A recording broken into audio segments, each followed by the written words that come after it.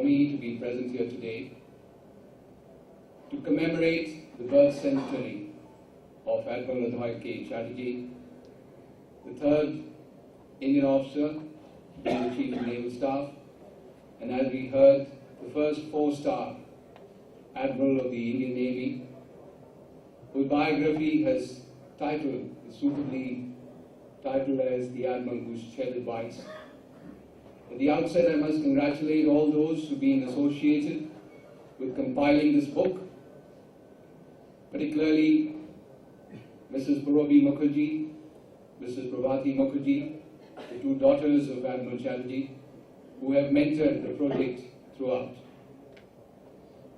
Admiral Chatterji was an icon for the Indian Navy, an outstanding leader with strategic and perspective vision, somebody who laid the foundation stone of the Indian Navy and shaped its destiny.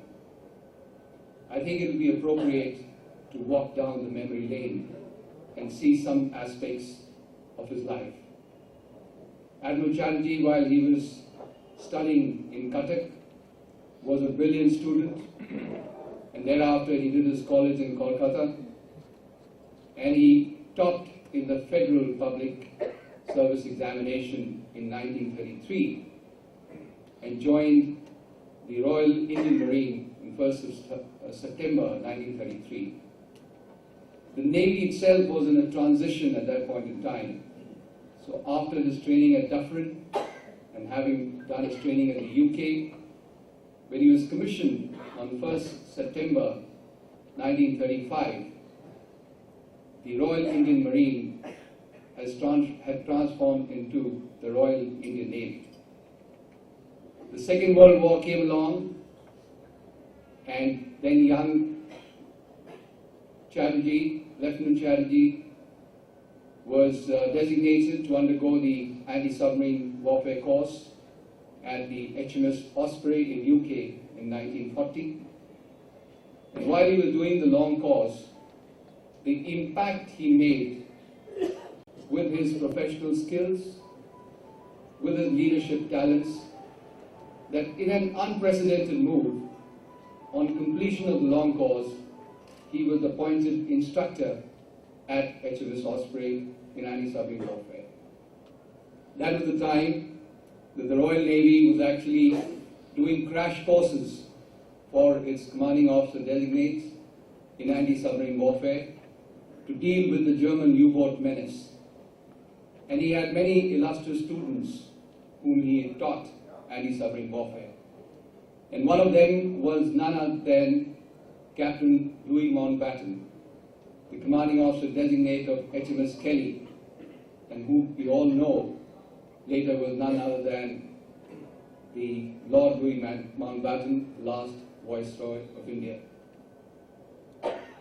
When Admiral Chatterji returned to India, he was at the Anti-Submarine Warfare School at Castle Barracks in Bombay, where he trained the Royal Indian Navy officers in anti-submarine warfare.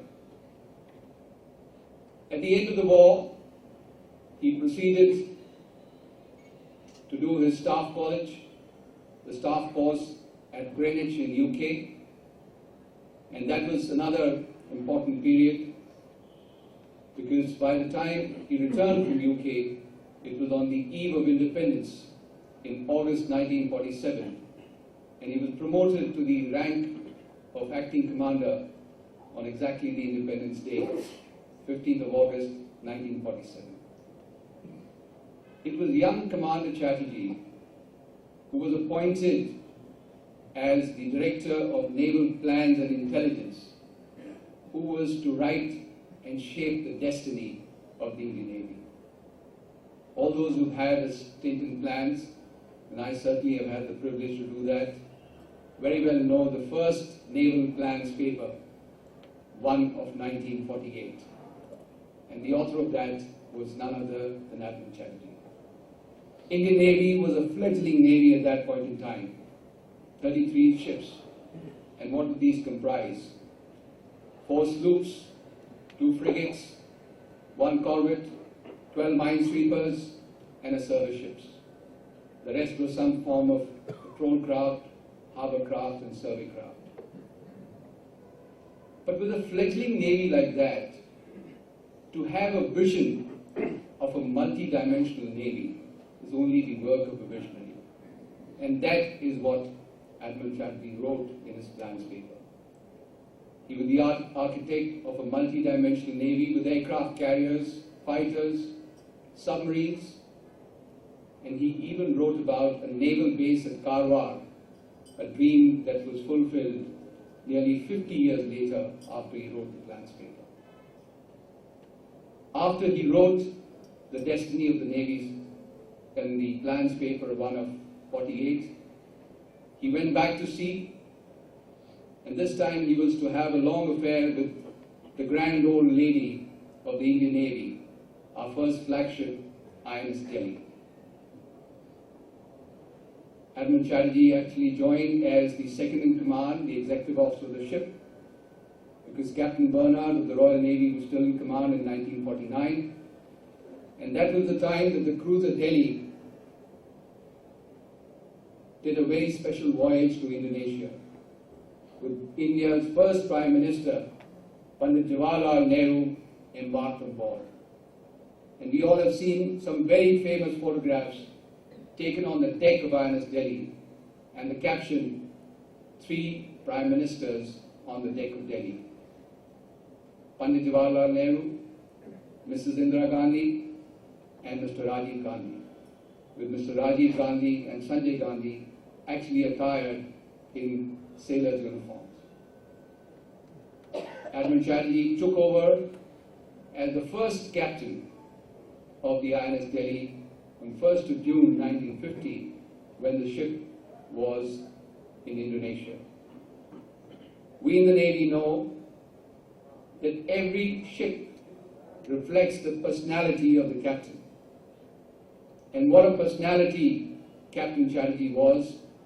Apart from being dashing and debonair, he left a mark on that ship such that he commanded the ship once again in 1953, and this time to take the ship for the Queen's coronation in 1953.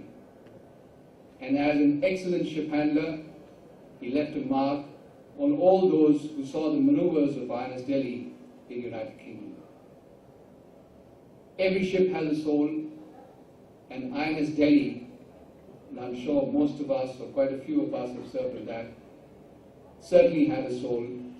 And as is the tradition in the Navy, we name our ships after our older ships.